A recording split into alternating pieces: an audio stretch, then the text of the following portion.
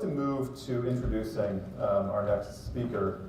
And so you'll see on the agenda here Gaurang Maniar, who goes universally by G-Man. So G-Man is the Director of Marketing at Total Wine & More. I will attest that there is a Total Wine on just really perfectly positioned on the route for me and my wife from church back home. That was useless to us until recently, because in Minnesota, Sundays were not a thing in Minnesota until this year. And now we have our regular stop at Total Wine & More. And so it's a great place. I'm pleased that we're going to be able to physically go there today. You'll notice that on the agenda today, this is the first opportunity we have to hear from a merchant, and we think that's really important. And so I'm going to be particularly interested to hear from G-Man in terms of what he has to say. A little background on him briefly. He's the Senior Director of Marketing, as I said, at Total Wine. There are about 190 stores in 23 states. He and I were chatting about where are you not. So there are some major markets where they're not, but this is a very large organization in the retail world. He's had about 18 years of experience in multi-format retail marketing, joined Total Wine & More in 2012, bringing with him a diversified skill set and marketing experience within consumer durables, specialty retail, grocery, and then experiential events space. So thank you so much, G-Man, for joining us today, and we really look forward to hearing your words today.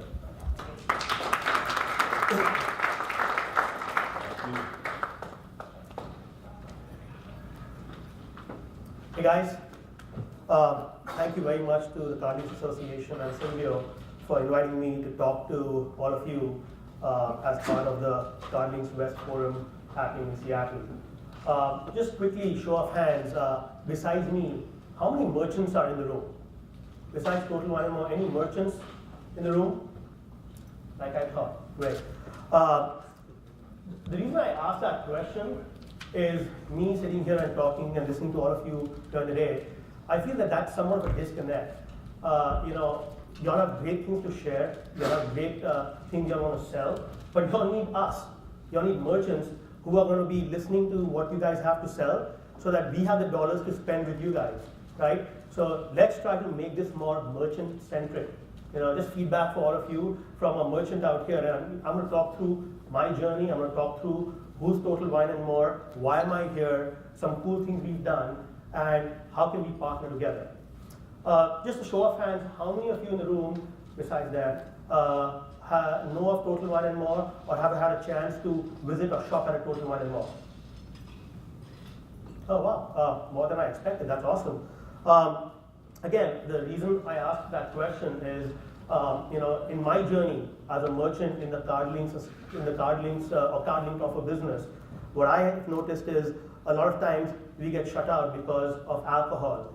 And I'm kind of here to kind of put that myth to rest, because I want you all to experience who's Total Wine, our journey, and then obviously experience a fun wine and cheese reception today evening, so y'all can actually become change agents for us to go back to your companies and say, you know what, we need to partner with a company like Total Wine & More. So Dan, you covered a little bit of this, but that's my history in a nutshell. I do have this, and I found this online, and I said, you know what, that is my motto. Y'all can ask my team or anybody at Total Wine, and I pretty much say this all the time. We work hard, we play hard. And the reason I put no drama is because truly, being in retail, the one thing I have learned in my experience has been getting the job done. Right? I'm a go-getter, I'll figure it out, get the job done, working with you guys hopefully to get more CardLinx offers out there. Yes, Ethan? Yes? So that's the idea. But here's my journey, 18 years in retail marketing. I've had the pleasure of working for 3 companies, all 3 retail companies, all 3 privately held, and all 3 very fast growing. Currently my role at Total Wine & More, I've been with them over 6 years. And my focus is wearing the new customer acquisition umbrella, if you may. And the new customer acquisition umbrella basically has 2 wings underneath it. I am responsible for all of our new store growth, and in a minute you'll kind of see as a company who we are and how we are growing. So it's basically acquiring new customers for our new stores. And also the other big part of my role is new customer acquisition for our existing stores, or what we call in the world of retail, comp stores. Really, really important to us, and getting new footsteps into the doors. And under that, I do new customer acquisition initiatives, new business development, partnerships, business to business, etc., etc. So it's been a fun ride for me. But for the folks who don't know who Total & Wine & More is, we are North America's largest independent retailer of beer, wine, and spirits. We are a privately held company, started in 1991. The two brothers that founded the company, Robert and David Trone, they still own the company, and they're great. I mean, they probably work harder than all of us, and they've truly taken it from zero to where we are today, which is over 185 stores. Just last week, we opened up our 189th store for the company. I've been with the company 6 years, and that was my 100th store for the company. So I joined them and I opened up the 89th store 6 years ago, and we just opened up the 189th. We have 4 more on the cards for this year, but you can kind of see retail is not dead. You know, I think Mehmet or some other folks earlier today were talking about retail, and retail is absolutely not dead. We, at least for a niche retailer like us, we are doing great, and we continue to expand. And we are now in 22 states and growing, 6,000 team members, and 200 total wine professionals. And this is what some of you will experience tonight when you have come to our store, is we are just not a store to welcome people, get them what they want, and you'll leave. We can really be engaged with the consumers. We have a lot of ways we can engage with consumers, and you're going to see some of those in action tonight. Store growth. So, started in 91 with 2 stores. Our goal is we'll end at over 190 stores this year, and by 2020, just about under 250 stores. But we've been growing at a pace of 15 to 20 stores a year. This year, we have 20 stores. Last year, I opened 25. Next year on the cards, we'll have somewhere between 15 to 18, if not more. And we have sales to match. So you can see our sales and how we've grown as a company. It's been an amazing ride.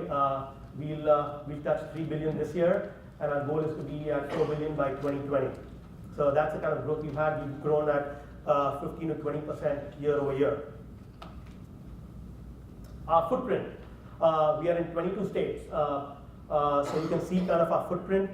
We are national, we are growing. When I joined the company, we were about in 11 states. So in the last 6 years, we've added 11 new states, and we continue to grow. So we have the East Coast well captured, and then obviously the West Coast and a little bit of the Midwest. The one challenge with a company or with this industry is the legal ramifications. So the regulations, we are highly regulated.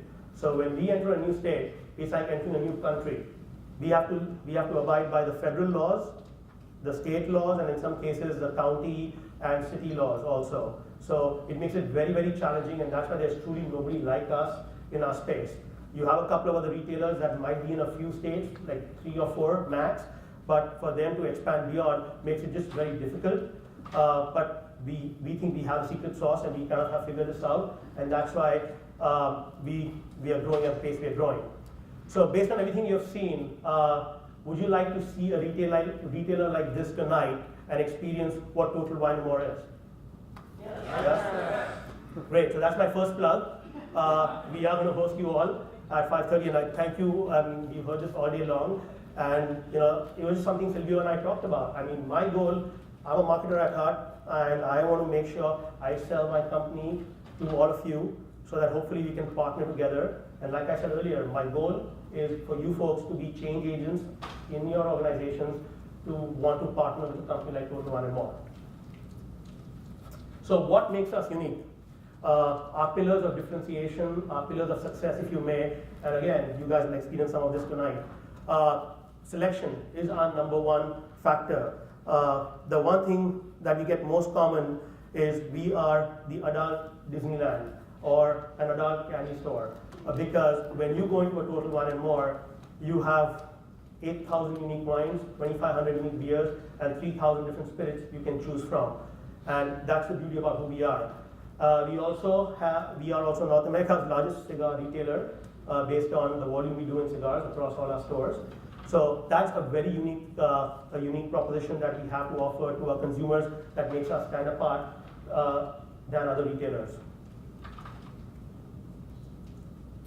The other interesting factor that we have is our service team members and our service, and we really take pride in who we are. And you all saw on the very first slide when I started talking about the 200 plus total wine professionals that we have. A service team member in our stores, gentlemen in the white shirts and ties, they are not allowed to communicate with a customer or sell to a customer till they've gone through 150 hours of training.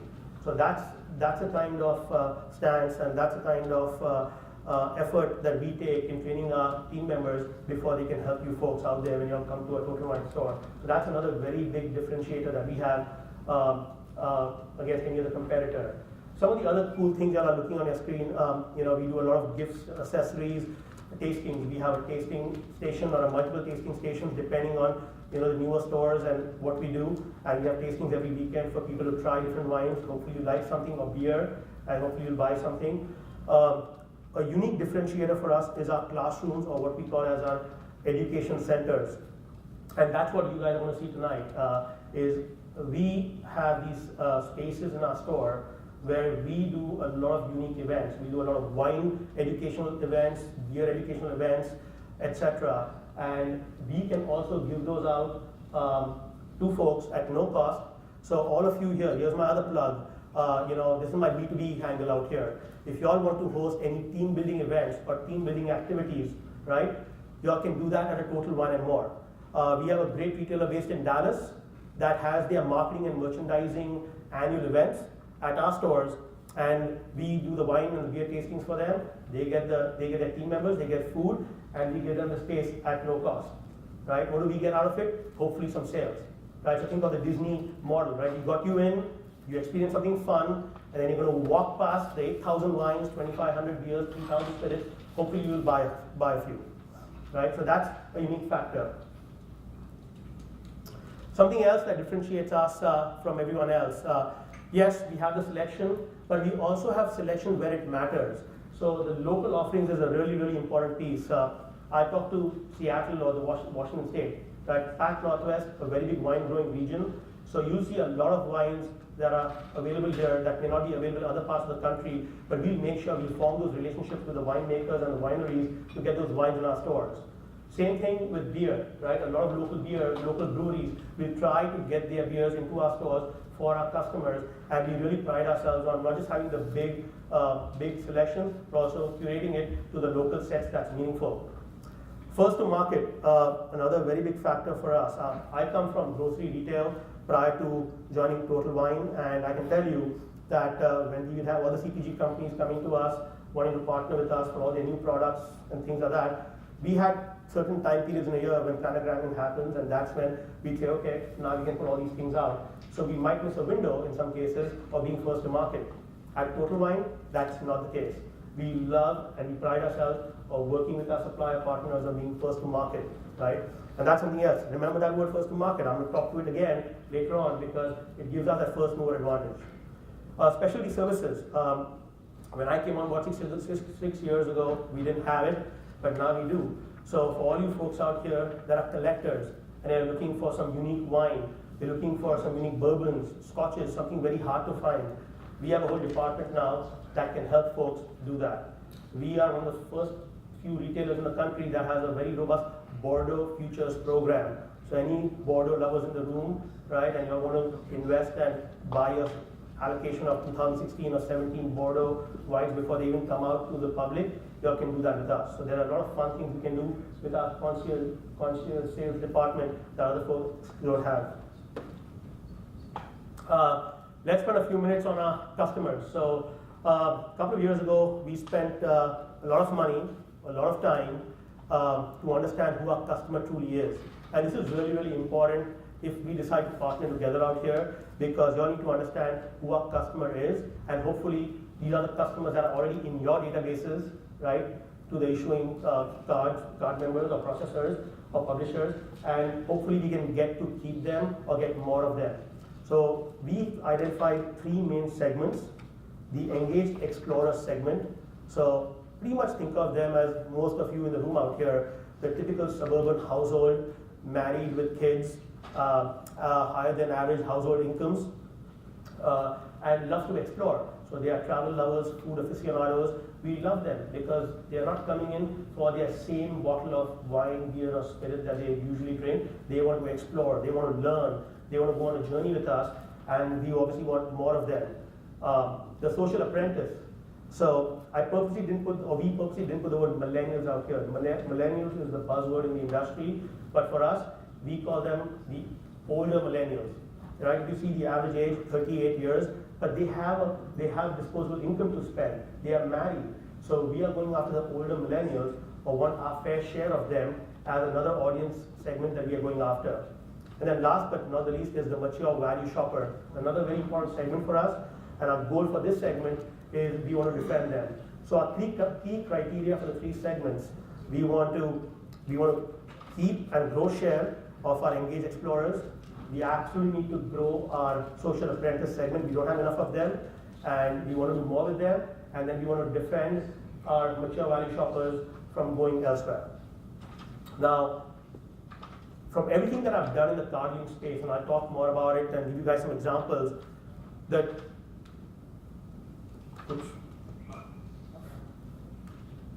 the two segments that have constantly overperformed for us are the social apprentice segment and the engaged explorers. So in all the data that I've got back and all the data analyses that we've done with the folks that we've partnered with, you can see those two are the ones we want to go after, and ironically they are the ones we are seeing a lot of success with in the card linking platform.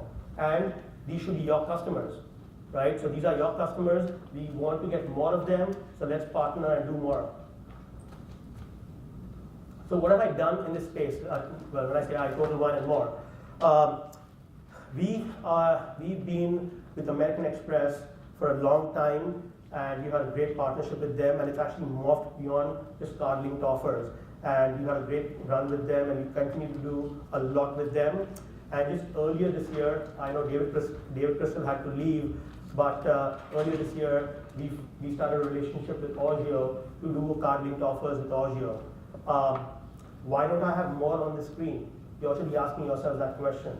Because I want more, I just can't seem to get more of these. But there are two great examples of things we are doing. With Amex, I've been with them for over 4 years. When they, the platform they have now is called Amex Offers. Way back when they started, their internal term was Digital Offer Ecosystem. I was with them then because we are very nimble, we are very quick, and we want to partner with folks. And we told them, we'll be your lab rats. And sure enough, we got in with them, and we've been with them for over 4 years and morphed into a great partnership. Orgio, we just started this partnership in June, and we've already got 14,000 customers in 4 months. That's impeccable. We love it. We want to do more with it. Yeah. Why do I like card-linked offers? Why do we like card-linked offers at Total Wine and More? A lot of factors why. I mean, A, it's targeted and it's digital. Internally when I'm selling card-linked offers, so here's another great selling tool I'm giving all you folks for your future merchant partners.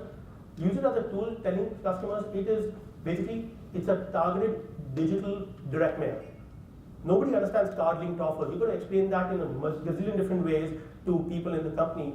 Just tell them it's targeted digital direct mail. That's exactly what we are doing. It's highly targeted. I go after the audience I want to go after. It's digital, right? It's highly trackable. I have a coupon, I have an offer, and I get data back so I know who's used it, who they are. It comes from a trusted source. So in Amex's case, it's coming from Amex. In Orgio's case, it's going from USAA, Hawaiian Airlines, all the other partner banks that they have. So the customer, when they're either loading the offer or whenever they're getting the push notification, they are seeing it's coming from a trusted source and they are acting on it. It's amazingly convenient, right? I mean, you can do it right now on your phones. You all can do it at any given time. Mehmet shared something earlier, right, with the crazy receipts and the paper coupons. It's nothing like that. It's directly saved on your app or it's directly saved on your phone. And if you allow push notifications, Amex does a great job of pushing the offers out at you, especially when they're expiring, so it gives you reminders. So there's some fun things happening. And again, first mover advantage. I kind of talked about it earlier. This is really, really important to us as a merchant, right? Because A, I am getting on the ground floor with a lot of people. So with Amex, I literally started when they started out, or were very close to after they started out, and we've enjoyed success out there. Me as a merchant and as a retailer, it's great for me because as none of my competitors are really acting in this space. So that's another great thing and another great advantage I have. So I would love to partner with more of you in the room, right, to do fun things, and we can hopefully have first mover advantage in this space together. So how have we been using CardLinx offers today? So far we've used CardLinx offers to attract new customers. So again, with the issuing banks or with the data we have, we look at people that have not shopped at a Total Wine or not used their card at a Total Wine and more, and you have some great success. Now we are also testing infrequent and lapsed customers. So again, we give the definition to the partners and say, okay, here's my definition of an infrequent or a lapsed customer. So let's find these card members and give them an offer. And then last but not the least, low share customers. So it's not all about attracting new customers. You can go after existing customers who don't have enough of a share with you guys or who've not come to you in a long time and make it more relevant for them also. So that's what we are doing. So the longest time was all about new customers, but now we are also targeting infrequent, lapsed, and low share customers through all the things we're doing. My goal today, I hope you all can see that finger, it's pointing at all of you, right? Truly my goal today is to say, how can we partner together? I've just given some examples of partners I've started high-level discussions with, right? I'm hoping that they'll all morph into something. I would love to talk more because I think collectively, if we partner with the likes of you, hopefully it can be a win-win for both of us, right? But, now here's the caveat, very, very important caveat, and this is a plea to the CardLinx Association on what's coming up. I want to make sure, I want to bust the myth that we are not a dirty liquor store. I said that earlier, right? Because many times I get told, oh, alcohol, no, we're out. Well, I'm not one of those retailers that have barricades out there and you have to see for yourself today. That's really, really important for me to tell you guys. But secondly, and I really need help with this, and I truly plea the CardLinx Association that maybe there's a subcommittee formed on contracts. This came up earlier, I think when Brandon was talking, there was a question raised, but I don't think that there is one industry-specific standard operating process on contracting and agreements. And with all due respect to Mike and Dan as lawyers, I'm sorry, if you all are going to give me 10, 20-page contracts, right, they're going to go to our sales prevention department, aka our legal counsel, and they're going to stay there and die a slow death. And I don't think we want that. So please, let's figure out a way, let's figure out a committee or something, but these contracts have to go. We spend millions of dollars on advertising, buying radio ads, TV ads, and you know what we do? Sign an IO or a purchase order. Why is that good enough, right? And something like this is not. I don't get it. I mean, this is not even that many dollars we're talking about. So we really need to get to some kind of an industry standard on contracting and agreements because it should be relatively easy. It should not be, I get 20 pages and I have to go because I can't understand half the language and I have to go and give it to somebody versus one or two pages saying, here's what you want to do, here are the time periods, here's how you'll pay us. We are a $3 billion organization for crying out loud. We are not going to pay you. We are doing great. Okay, so please, that is truly my goal today to kind of talk to you guys, and I don't know what can become of it, but we need to have some kind of standards around contracting and agreements. I mean, I should have started this slide. I should have started this slide, and I should have stayed with this slide. I mean, I'm serious. Our fiscal year ends December 31st. I still have dollars to spend this year. Hint, hint. I should have literally had this slide up for the 30 minutes I'm allowed to talk because this is what, if nothing else, this is what you guys all need to see and take it to the powers that be in your organizations. I mean, most of you are publicly limited companies. Don't you all have to make your numbers and please Wall Street? Okay, well, guess what? I hope this is being recorded. Good. Now, I'm serious, guys. I'm serious. I mean, we are planning 2019. I absolutely have dollars based on some information I received earlier this morning. I was saving money for a fun CardLinx offer project for this year. Looks like it's 8 happening, so I do have a lot more funds for this year, but all kidding aside, we are planning for 2019 and beyond, and we'd love to partner with you guys on how we can do some cool things together. My plug again, hopefully we'll see you all at 5:30 p.m. today. We'll have a fun time. Look forward to engaging with a lot of you. And that's it. That's my information. That's my card. Perfect. Gina, thanks so much. Have a seat. Let's talk a little more and get some questions from the group. So I'll start here. I want to start in an important place. What's your favorite wine? I don't discriminate. By category, do you have a region? Do you have a thing? I like old world wines a lot. I didn't know much about old world wines before joining Total Wine. I was like a typical, Napa Valley wine guy. Knew some brands, and then Total Wine and more has absolutely opened the world of wine, beer, and spirits to me. So I don't discriminate amongst all three categories. I love them all. I imagine you necessarily get educated just being there and with all that, with everything, right? Well, yes and no. So here's another myth. I'm in marketing. I'm not in merchandising, and I'm not a buyer. So we don't get to taste all the wines and all the products that come in. But we get our fair share. I mean, we do get our fair share. All kidding aside, I was lucky to go to. Well, I didn't mention this, but as part of our service team member training, we send our team members, a group of team members, to Napa every year for an all-expense paid trip for 10 days to meet winemakers, to learn about the winemaking process, so that when they are in the stores helping you guys, they can talk about their experiences. And I can vouch because I actually got selected to go a couple of years ago, and it was a great experience. On day 10, after 300 wines that we tasted, we stopped counting. Yeah. That was interesting. Fantastic. It made sense to me as you talked about your organization, why you'd be interested in CardLinx offers in this kind of data and technology, because coming from where I guess I'm coming from, I can easily envision that you've had this challenge of building a national, almost all major markets, national business that has to be inherently local, right? Mm-hmm. It has to be local. From a regulatory standpoint, it's municipal, it's county, it's state, it's whatever, but also from, and you pointed out, with this unbelievable explosion of microbreweries, and then there's a wine segment and all this, trying to have local product in each local store, that's a challenge too. The other side of that coin is just, it's natural for you to want to mass customize and to get to know the customer, not, you talk about the segment level, but really at the level of the individual. I mean, is that, like from a leadership perspective, is that why you think Total Wine is interested in this stuff? Is that they want to get to know the customer individually? Is there more receptiveness to that there? Absolutely. I mean, look, in marketing, data is king, right? The devil's are in the details.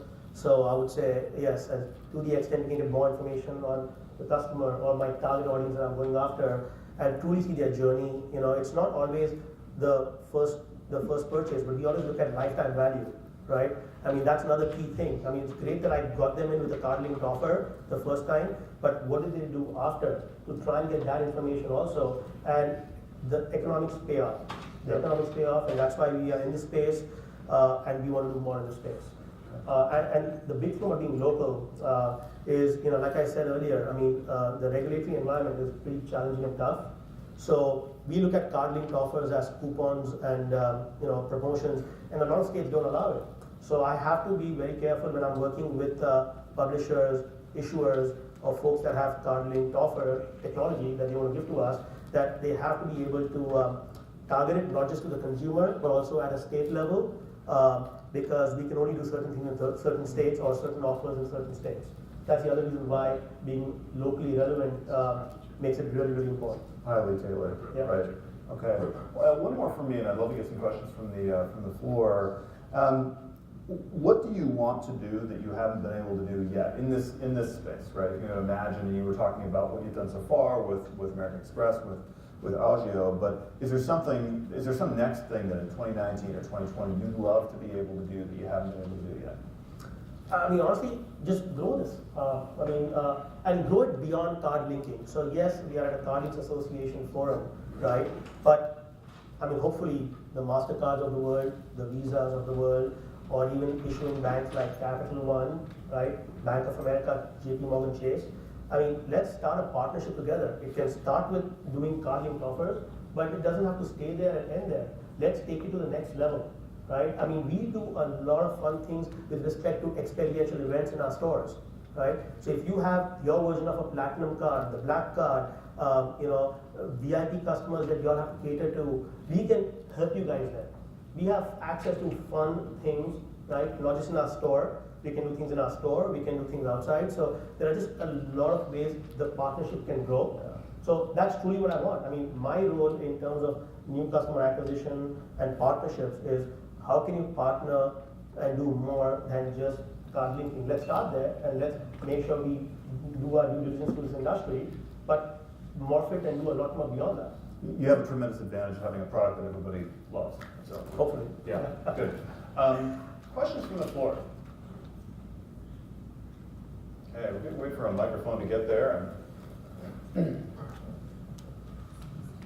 we go. I'll start way back here. There we go. All right.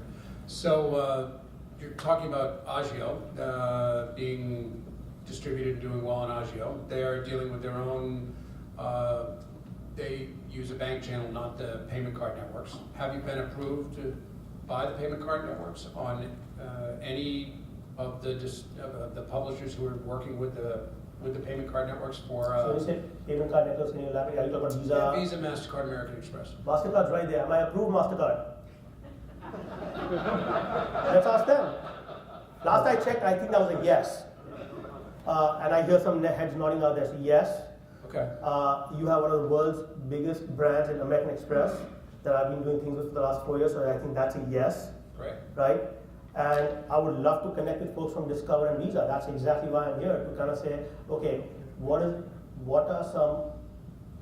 your challenges that we need to work out together that we may have to in order for us to do things. And I don't know if the answer is yes or no to answer your question. The fact that I'm already doing things with USAA, Hawaiian Airlines, and etc., right? The answer is probably a yes, but I just don't know that. I don't know what I don't know, so I'm hoping that we can do more. Great, I'll see you in a little bit. Yeah, very good. Other questions? Great, we're just one further forward here, perfect. Hey, John from Empire. I know I've been talking, question for you is, you mentioned segmentation and doing all this targeting, which is awesome. You can do that with people that have the data like Agio and the bank channels, but what about all these programs that are launching that are relying on the card networks, Visa, MasterCard, and Amex? They don't have segmentation yet. So they could only run an offer out to sort of their entire audience. You know, how do you think about that? Are you open to that? I know it's not as good as segmentation, but it's also a lot more consumers you get in front of. So are you talking about, I guess I met somebody from Dosh earlier today, so are you talking about like the Doshes or Dosh, the Yelp, coupons? Retail Me Not, yeah, those types of programs. Yelp, why don't you answer about Yelp? You have Yes, something Yelp. going there. Yes, you need to get me back in with Yelp. So it's on you guys. Yeah. We were a yes, we were a no, we're back, I don't know where we are, so that's on you guys. I mean, honestly, some of the questions you're asking me, I'm asking you back to you folks, right? I mean, Yelp was an in, then they became a no. Now, I don't know where we are with Yelp and Visa. You tell us. It's because Visa doesn't, Visa thinks you're alcohol, which is Great. Or is Visa's not here? Yeah, no. But apparently your friends at Groupon figured out a way around that, so you may want to talk to your friends at Groupon. Anyways, to answer your question, the answer is yes. We are willing to look at, I guess, open enrollment or open platform kind of deals and companies and platforms to do offers with. Short answer is yes. So you don't need segmentation, you're willing to do sort of always on and not necessarily Right. target. Don't I need it? There is a need. I would love it. Yeah. But if I don't have it, I'm willing to test something. We have a great motto in our company, like it says, fail fast. I'm always willing to test something for 1 or 2 times till it truly does not deliver what we all collectively decided it was going to deliver on, and then I'll move on. But in this space, because it's so new, I'm more than willing to try and give it a shot. Cool. Great. Anything else? We got one more. Hi, Nordin speaking. I have 2 questions. One is related to maybe a specificity for the US market, but I need a clarification. And the other one is about the marketing objective of a merchant in general. So the first question is, your problem of not being able to publish through publishers is due to the specificity of your business, and meaning you need the age information and the location, and usually CLO, as it is a payment track based, you don't have this information, so people who are publishing don't want to take the risk. Or is there another problem that makes you not listed in a lot of publishers? My second question is related to a bit the same topic. As a merchant in Europe, I am based in Dublin. We struggle in Europe in CLO in general to recruit merchants because they say on CLO this is anonymized and I want to know the customer because I'm scared to pay twice the same guy coming in the shop. So do you have the same problem here, or what do you think about that? Yeah, to answer your first question, yes, age gating is important. So that's why there's some level of targeting that needs to happen, because we as a company will absolutely not do any marketing 21, 25 or under. Even though it's 21 plus, we'll go the extra mile and go 25 plus. Every advertising and every campaign that we run, we buy 25 plus, and that's a must, right? I need some level of data to answer your first question again, because I need to understand what I can and cannot do with certain folks, and in which states can I run an offer. There are certain states, certain markets I can do offers in, certain markets I cannot. So there has to be some level of targeting that needs to happen in order for us to do that. Otherwise, I just can't like put something out there and then have have parents and all the other folks that say, hey, you're targeting my kid who's 18 years old or under 21. We can't do that, and we will not do that, right? So that's really, really important to have some level of data there. And about not being allowed to by publishers, I honestly don't know the answer. I've truly not had a chance to sit somebody face to face at Visa or Discover to really understand what their concerns might or might not be, right? Or what the concern is. And that's truly one reason why I told Silvio, A, I want to come and talk, right? I want to help market myself and the company out here, where actually it should be the other way around, right? You guys should be on the stage, we should all be out there, there should be a merchant-centric organization, and hopefully we'll get there, right? But I don't know the answer to the processor piece, and do they truly are a yes or a no, or are they waffling? One person moves on and a new person comes on, he might like Total Wines, he'll be like, oh my God, yeah, let's do it. I don't know the answer. To your second question about folks think it's not truly the customer target that they want, right? It's yes and no. To answer that question, that is important to me. I mean, you're right, I don't want somebody double dipping, but I think this is yet too new of a space that we don't mind it if that happens, but as long as we can control it. So to the best of my ability, all the things I'm doing right now with Amex and with Agio, we are truly, like I said earlier, we are going after net new, and we have processes in place to truly figure out how that net new happens, right? Even for the infrequent customer and the lapsed customer I'm going after, there's a process in place in terms of how we are targeting that customer together based on definitions we've defined. So there is some level of grayness in that I'm willing to accept, right? There's card switching happening, right? So if I'm telling Agio, get me all card members that have not spent at Total Wine and More in the last year, right, as a lapsed customer, well, they may not have spent the Visa or the MasterCard they have. They may have spent an Amex, and they may not have that information. So there's some level of gray, and I get that, and I'm willing to live with that. But there has to be a starting point. It cannot be completely, I don't know who I'm going to, I'm just going to get it out there. I don't need that. I don't need that. I do enough of that in TV and all my mass marketing that we can get our awareness up that way. This is truly somewhat targeted. Okay, great to look at. G-Man, thank you so much. We're gonna end it there, and we'll continue the conversation with you today afterwards, and then over at the Total Wine. So thanks so much. Great, thank you for your thoughts here. Thank you.